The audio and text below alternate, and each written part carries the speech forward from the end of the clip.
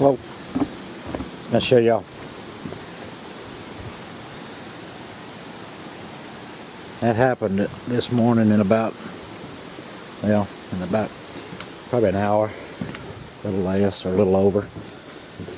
I was going to show you what I've been doing on these rainy days.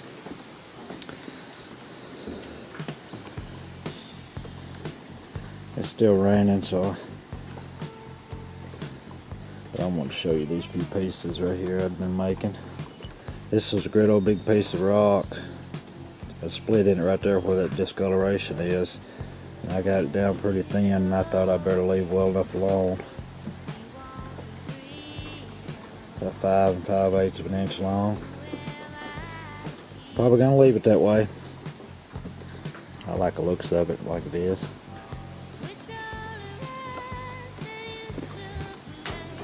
And all these pieces come out of the same rock.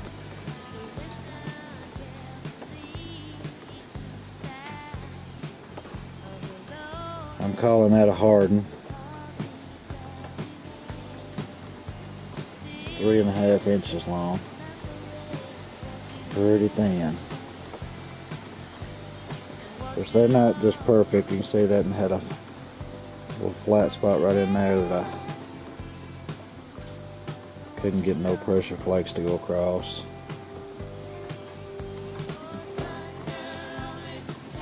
Still, they're thin for me.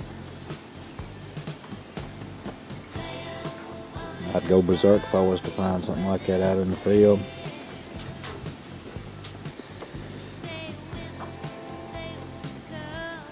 It's right on the edge of the rock when you see that brown. The big sandy type, but I've never found a big sandy that big. Most big sandies ain't over 2 inches long. That'd be a long one for me. Now I know there's some been found longer than that, but I don't find them. And there's pretty thin too. That one made a real good piece for fluting because it's got a real pronounced median ridge to it. You can see it. But I'm just not there yet.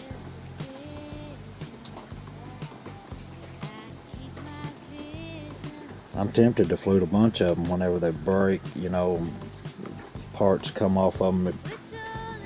It's not supposed to. But my fluting methods probably wouldn't work too well. Alright, this other piece right here, I heard our friend Ken say that all he ever does after he makes a point is just rub forehead all on it and call it done. And I went to do that, and I ended up having to go to the doctor and get 19 stitches in my forehead when I rubbed this piece across my head.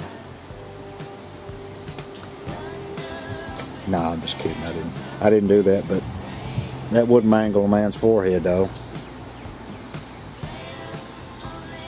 I can't find me a killer pine tree.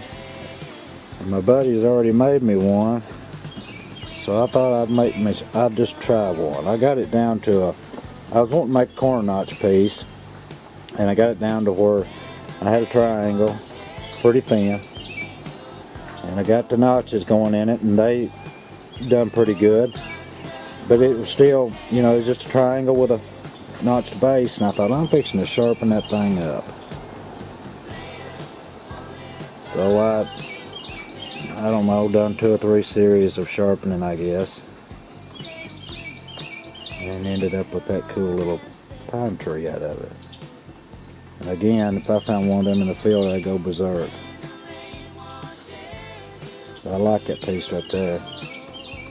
And that come all out of the same rock. And I had some big old flakes where I had removed when I was making that and thinning it down. And all these points come out of those flakes, and I didn't think I could make anything out of them because they were big as my hand, but they were just real thin.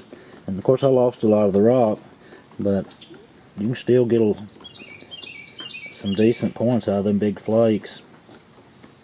And most of the time you can get the flakes to travel all the way across them too. But I'm off here. As you can see, it's still raining.